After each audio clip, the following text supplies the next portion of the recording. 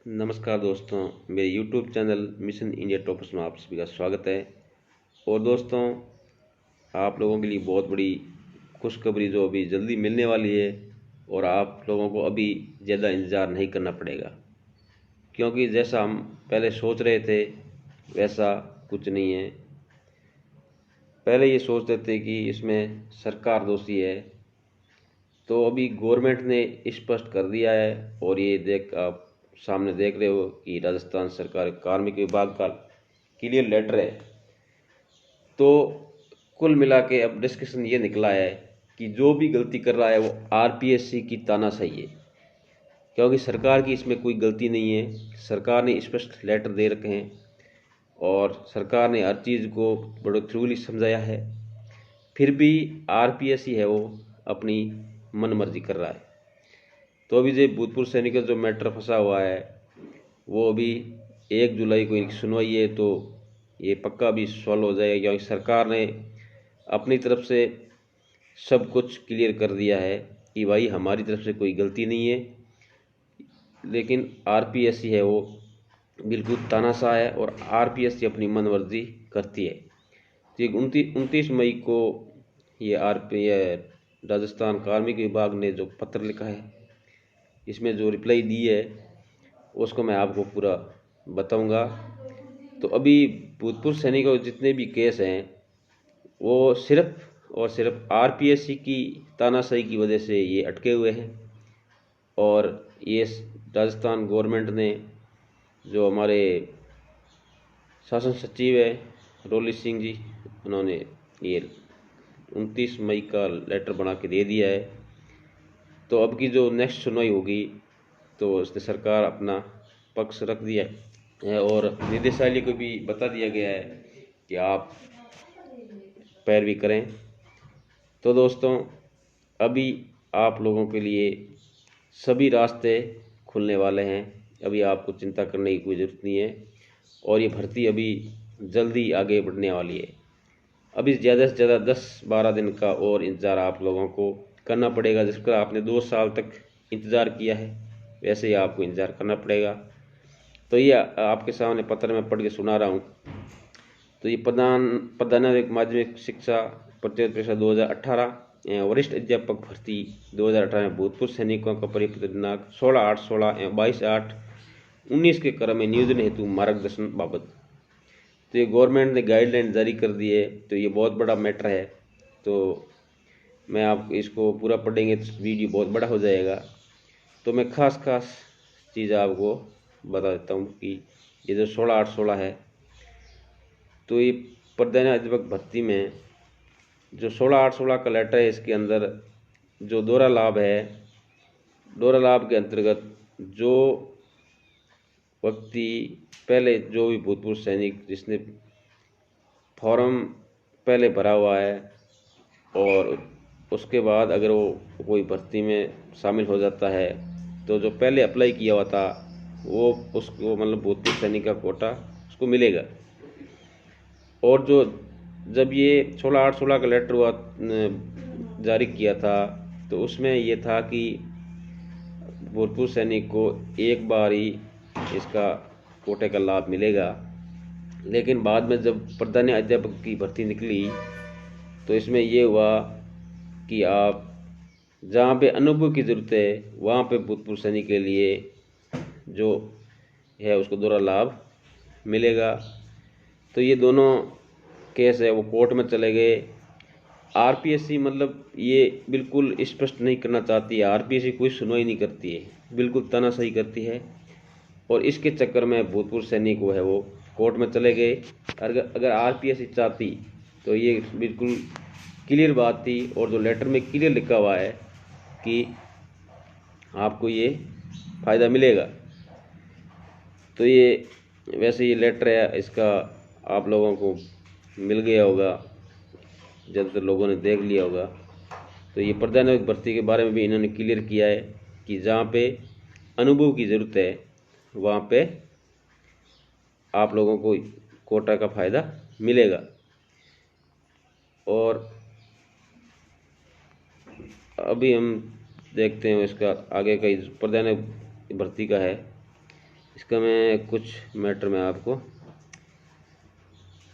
भूतपूर्व सैनिक के रूप में वो है परिपत्र 16/8/16 में विहित प्रावधान के अनुसार किसी भी भूतपूर्व सैनिक द्वारा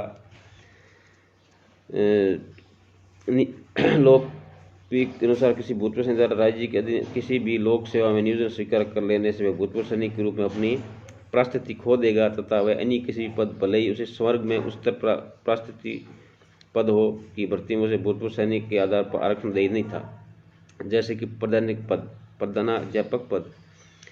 अध्यापक पद पर भूतपूर्व सैनिक का लाभ देने के पश्चात इसी स्वर्ग के प्रधानाध्यापक पद पर उक्त परिपत्र दिनांक 16/8/16 के तहत आरक्षण दे नहीं था, जबकि भूतपूर्व सैनिकों को 17/4/2018 से राज्य सेवा में आरक्षण दिया गया है। यह विरोधाभास स्थिति क्योंकि सेवा भर्ती शर्तों के अनुसार उच्च पद हेतु निम्न पद का एक तरफ तो अनुभव निर्धारित किया हुआ है और दूसरी तरफ भूतपूर्व सैनिक का उक्त निम्न पद पर तैनात होने पर पूर्व सैनिक की उपस्थिति खो देने के आधार पर आरक्षण का पात्र नहीं माना जाता था। राज्य सरकार के स्तर पर इस स्थिति का गहनता परीक्षण किया गया और उसको राज्य की सेवा में ऐसे पद जिनके कार्यानुभव पात्रता की शर्त हो, ऐसे पदों में भर्ती के लिए समय किसी पूर्व सैनिक के लिए निम्न पद पर चयन होने पर आरक्षण में बाधा नहीं माना जाएगा। तो ये प्रधानाध्यापक भर्ती का ये क्लियर है। तो अभी हम सेकंड ग्रेड की बात करते हैं। ये वरिष्ठ अध्यापक भर्ती 2018 का है। इसका मैटर गवर्नमेंट ने इसका जवाब दिया है कि यदि किसी पूर्व सैनिक द्वारा एक से अधिक पदों की भर्ती का आवेदन किया गया और परिपत्र 22/8/29 के बिंदु संख्या 4 के अनुसार कार्रवाई की जाएगी। ठीक है, तो ये पॉइंट जो 4 है जो पैरा के कारण वो आरपीएस ने परिणाम रोक दिया था, तो इसमें क्लियर है कि वरिष्ठ अध्यापक का पद सीधी भर्ती का पद है तथा इस पद पर भर्ती है तो किसी निम्नतर पद पर कार्यानुभव की कोई शर्त नहीं है। अतः परिपत्र दिनांक 22/8/2019 में ऐसे पद जिन पर भर्ती के लिए निम्नतर पद पर कार्यानुभव की कोई शर्त नहीं हो के लिए आवेदन के समय यदि कोई पूर्व सैनिक पहले से लोक सेवा में नियोजित है तो वह केवल लोक सेवक ही माना जाएगा, अर्थात उसे भूतपूर्व सैनिक के रूप में देय आरक्षण लाभ नहीं मिलेगा। यदि कोई भूतपूर्व सैनिक ने वरिष्ठ अध्यापक भर्ती 2018 में आवेदन किया है और परीक्षा में सम्मिलित हुआ है तथा वह पहले से ही राज्य की सेवा में अध्यापक या अन्य किसी लोक सेवा में नियोजित है तो उस वरिष्ठ अध्यापक पद की भर्ती में भूतपूर्व सैनिक आरक्षण का लाभ नहीं मिलेगा तथा उसकी गिनती सामान्य उम्मीदवार के रूप में की जाएगी। तो उसको एक बार इसका लाभ मिलेगा, लेकिन ये एक नीचे नोट दिया है कि 22/8/19 के बिंदु 4 पैरा 4 के अनुसार कार्रवाई की और माननीय न्यायालय में उपयुक्त पैरवी सुनिश्चित करे। तो ये शासन सचिव जी रोली सिंह जी ने ये। अब आपको हम चलते हैं पैरा 4 पे। तो पैरा 4 क्या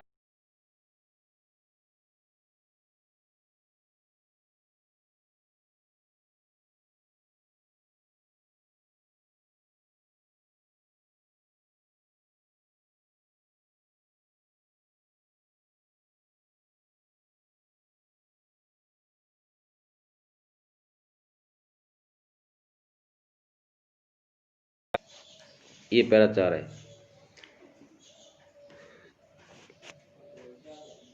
इसमें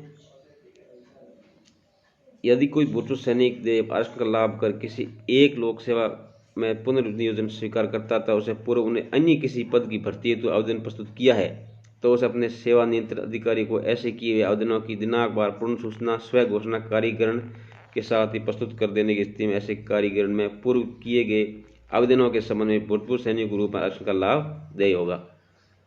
तो ये गवर्नमेंट ने बताया कि अगर आप पहले आवेदन किया हुआ है तो आप इसमें पात्र हो सकते हैं, क्योंकि अगर आपने फॉर्म बाद में भर्ती हो गए और पहले आपने अप्लाई कर रखा है और वैकेंसी लंबी चलती है तो आपको इसका लाभ मिलेगा। तो कुल मिला के जो भूतपूर्व सैनिक भाई 16/8/16 वाले हैं उनको भी अब फ़ायदा मिलेगा और जो बाकी फ्रेशर है उनको फ़ायदा मिलेगा, क्योंकि दोनों को ज्वाइनिंग मिलनी है। क्योंकि जो 16/8/16 के अंतर्गत आते हैं उनको दोनों लाभ मिलेगा और बाकी फ्रेशर को तो मिलना ही मिलना है। तो दोस्तों ये अभी सब कुछ क्लियर हो गया है, लेकिन कुल मिला के अगर माना जाए तो ये आरपीएससी की तानाशाही है। ये इस आरपीएससी को क्लियर ये लेटर पहले भी दे चुके हैं कार्मिक विभाग लेकिन आरपीएससी बिल्कुल चिकना गड़ा है, वो किसी की मानती नहीं है। तो कुल मिला के निष्कर्ष यही निकलता है कि जो गलती है वो सरकार की नहीं है, ये आरपीएससी की गलती है।